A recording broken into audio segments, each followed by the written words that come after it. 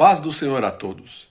No vídeo de hoje nós vamos refletir sobre a seguinte passagem, Eclesiastes capítulo 9, versículos 5 e 6, o qual diz: Porque os vivos sabem que hão de morrer, mas os mortos não sabem coisa nenhuma, nem tampouco terão eles recompensa, mas a sua memória fica entregue ao esquecimento.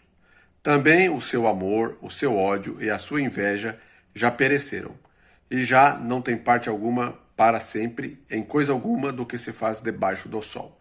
Eclesiastes capítulo 9, versículos 5 e 6. E também vamos refletir sobre a seguinte passagem, Eclesiastes capítulo 9, versículo 10, que está um pouco mais abaixo, que diz: Tudo quanto te vier à mão para fazer, faze-o conforme as tuas forças, porque na sepultura, para onde tu vais, não há obra, nem projeto, nem conhecimento, nem sabedoria alguma. Eclesiastes capítulo 9, versículo 10.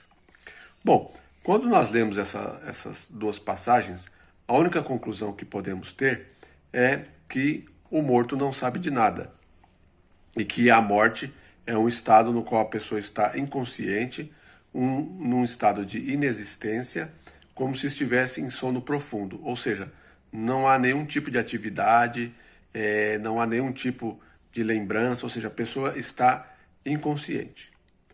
Contudo, algumas pessoas dizem que aqui Salomão está se referindo apenas ao corpo, e porque a alma ou o espírito já estariam no céu ou em algum local intermediário, ou aqueles que não fizeram bem estariam no inferno e assim por diante. Ou seja, isso aqui se refere apenas ao corpo e para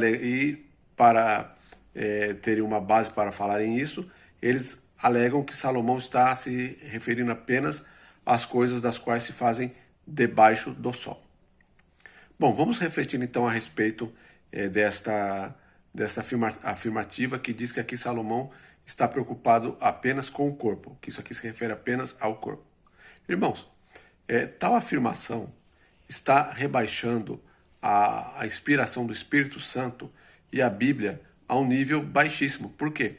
Você já imaginou uma passagem tão enfática, enfatizando que na morte não há nenhum tipo de atividade, uma passagem com tal ênfase, para enfatizar isso apenas para dizer que o corpo não tem pensamento, não age, não faz nada? Você já imaginou tanta ênfase para dizer que carniça, ossos, pó e etc. não tem nenhum tipo de atividade, não tem amor, não tem ódio, não tem inveja? Teria algum sentido uma afirmação dessas? Teria algum sentido tal passagem se a pessoa já estivesse ali desfrutando as bênçãos do salvo, seja no céu ou qualquer local intermediário? Reflita bem e pense você mesmo. Se a pessoa já estivesse no céu, na presença do Senhor, na presença de Jesus, ou mesmo que não fosse na presença do Senhor, estivesse em algum local intermediário, desfrutando qualquer tipo de bênção, teria algum sentido essa passagem? Uma passagem preocupada apenas com restos mortais? Uma ênfase tão grande aqui para afirmar, ok, o corpo não pensa, o corpo não tem recompensa, o corpo não tem memória, o corpo já está no esquecimento. Ou seja, na minha opinião, não teria sentido nenhum. Até mesmo porque, se a pessoa morresse e fosse direto para o céu, a esperança do salvo não estaria na volta de Jesus, como a Bíblia coloca, mas estaria na morte. E por que eu afirmo que aqui Salomão está falando da pessoa ou do ser como um todo? Porque o versículo que está acima, o versículo precedente, Eclesiastes capítulo 9, versículo 4, diz isso daqui: Ora, para aquele que está entre os vivos há esperança, porque melhor é o cão vivo do que o leão morto. Eclesiastes capítulo 9, versículo 4. Antes de Salomão fazer essas declarações que nós acabamos de ler, de que em Eclesiastes capítulo 9, versículos 5, 6 e 10, ele faz o que no versículo 4? Ele enfatiza que na morte não tem nenhum tipo de vantagem. Tanto é que ele diz aqui que é melhor um cão vivo do que um leão morto, ou seja, a morte não tem vantagem nenhuma. Se ele estivesse aqui se referindo apenas ao corpo, jamais ele diria isso. Se a pessoa já estivesse no céu desfrutando qualquer tipo de recompensa ou em algum lugar intermediário desfrutando qualquer tipo de benefício, jamais Salomão ia fazer uma declaração dessa dizendo que, aqui em Eclesiastes capítulo 9, versículo 4, que não tem nenhuma vantagem na morte. Nenhuma. Ou seja, aqui então se refere ao ser humano, a pessoa como um todo. Tanto é que Salmos capítulo 115, versículo 17, diz o quê? Os mortos não louvam ao Senhor, nem os que descem ao silêncio. Será que aqui essa passagem está se referindo apenas ao corpo? Para que uma ênfase dessa para dizer que o corpo, os restos mortais que entram em estado de decomposição, putrefação, uma coisa mal cheirosa que no fim no fim se transforma apenas em ossos e em pó? Para que o Espírito Santo se preocupar em inspirar o rei Davi só para ele fazer uma afirmação dessa, olha, Davi, os mortos, os restos mortais, carniça, ossos, pó, não louvam o Senhor. Será que esse versículo está se referindo apenas a isso? Ou será que esse versículo está se referindo ao ser humano como um todo?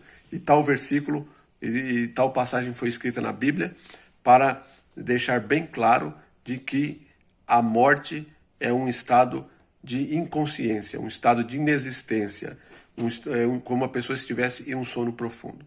É lógico que tal declaração é porque a Bíblia ensina que quando o ser humano morre, cessam todos os tipos de pensamentos.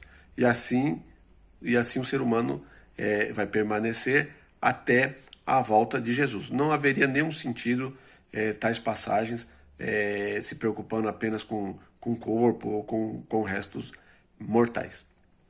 E também, alguns também tentam dizer um seguinte, vendo que não tem como fugir, que aqui realmente se refere ao ser humano como um todo, eles alegam o seguinte, ok, essas passagens realmente estão dizendo isso aí, mas nós temos que basear a nossa doutrina apenas no Novo Testamento. Temos que basear nossa doutrina apenas em Jesus. Irmãos, a pessoa quando fala isso aí, talvez não mal intencionado, muitos até bem intencionados, mas estão cometendo um grande erro. Porque as pessoas não param para refletir que toda vez que Jesus falava ali nos evangelhos, está escrito, as escrituras, ele está se referindo ali apenas às escrituras que estão no Velho Testamento. Por quê? No tempo de Jesus, ainda não havia o Novo Testamento. E o que Jesus ainda disse? Jesus até mesmo afirmou que a Escritura não pode falhar. Diversas vezes Jesus disse, está escrito, tudo baseado apenas naquele momento no Antigo Testamento. Ou seja, o Novo Testamento é totalmente baseado no Antigo Testamento. O que é o Novo Testamento? São os evangelhos, os 4 evangelhos, que mostram o cumprimento das profecias do Antigo Testamento em Jesus. O Ato dos Apóstolos, que mostram o início da igreja. E toda vez que você vê Paulo ali debatendo com alguém ali em Atos dos Apóstolos, ou o apóstolo Pedro pregando o evangelho, eles sempre estão ali citando versos das Escrituras, que no caso ali o Antigo Testamento. E o que é mais o Novo Testamento? São as cartas de Paulo e de Pedro, que quando você lê, você vê que são totalmente baseadas no Antigo Testamento. O que são as cartas de Paulo, Pedro, Tiago? Elas não são nada mais, nada menos do que explicações das Escrituras, que são ali, no caso, o Antigo Testamento, que vai de Gênesis a Malaquias. Quando você lê o Antigo Testamento, você vê que quando você lê o Novo Testamento, as cartas de Paulo, Pedro, Tiago, etc., você vê que elas não são nada mais, nada menos do que explicações e mostrando qual que é a interpretação correta do Antigo Testamento. E temos mais também o que? O Apocalipse, que também é totalmente baseado no Antigo Testamento. Então, querer anular essas passagens que nós lemos aqui, dizendo que nós não podemos basear nossas doutrinas no Antigo Testamento, também não procede devido às explicações que eu acabei de falar. E para terminarmos esse vídeo aqui, irmãos, eu vou aqui ler uma passagem que está no Evangelho de João, capítulo 5, versículo 28 e 29. Não vos maravilheis disto, porque vem a hora em que todos os que estão nos sepulcros ouvirão a sua voz. E os que fizeram o bem sairão para a ressurreição da vida, e os que fizeram o mal para a ressurreição da condenação. Então, para complementar as passagens que nós acabamos de ler, nós vemos aqui Jesus aqui também afirmando que quando ele voltar, tanto salvos quanto perdidos estarão aonde? Nas sepulturas. Aí também alguém pode dizer também o seguinte, não, Jesus aqui está falando apenas do corpo, porque a alma ou o espírito já estará no céu ou no céu ou no inferno ou em qualquer lugar intermediário entre esses aí. Irmãos, que sentido haveria a volta de Jesus se as almas já estivessem lá no céu junto com Jesus ou no inferno? Que sentido teria essa passagem que nós acabamos de ler? Você já imaginou a volta de Jesus? Jesus descendo com um monte de almas ou espíritos desencarnados para entrarem nos corpos e subirem novamente? Ou seja, quando as pessoas afirmam isso, as pessoas estão ali fazendo o quê? Elas estão diminuindo a volta de Jesus a um evento para vir aqui apenas para buscar e restaurar restos mortais. Se a pessoa já estivesse lá no céu, Jesus ia voltar só para restaurar restos mortais, alguns em putrefação, outros só em ossos, outros apenas em pó, ou seja, Jesus voltaria na terra apenas para buscar corpos. E se a pessoa já estivesse no inferno, algum outro local intermediário, que sentido teria para a ressurreição da condenação?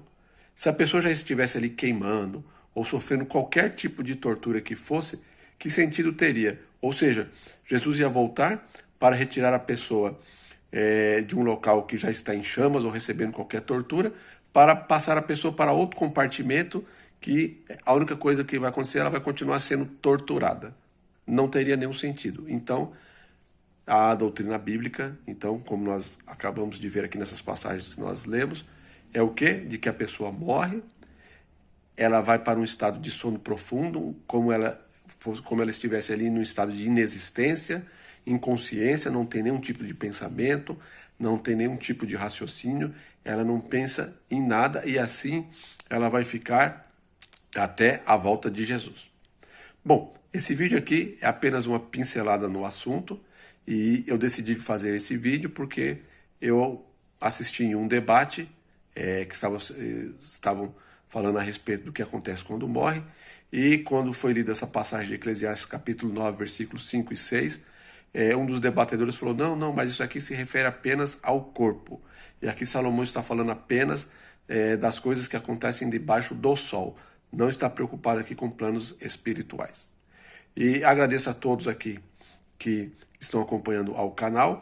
E por enquanto, como vocês perceberam, até agora o canal só está falando a respeito de assuntos ligados à imortalidade da alma, o que acontece quando morre, fogo, se vamos queimar eternamente, ou se vamos queimar até um certo ponto, depois seremos eliminados, porque por enquanto eu estou tentando esgotar esse assunto. É lógico que não vou conseguir esgotar esse assunto por completo, mas está explanando esse assunto o mais completo possível que se pode estar colocando em um canal. Como eu falei, não tem como explicar tudo, sempre surgirão novas perspectivas e novas visões à medida que a gente estuda a Bíblia, né? Nós vamos aumentando o nosso âmbito de entendimento da palavra de Deus, porque o estudo da palavra de Deus é infinito.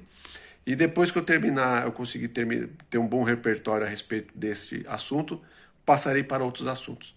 E para você que quer se aprofundar mais sobre esse assunto que eu acabei de falar, tem uma série de vídeos muito boas no canal Everton Ricardo, que se chama Alma, Será que Temos Uma? Paz do Senhor a todos. Amém.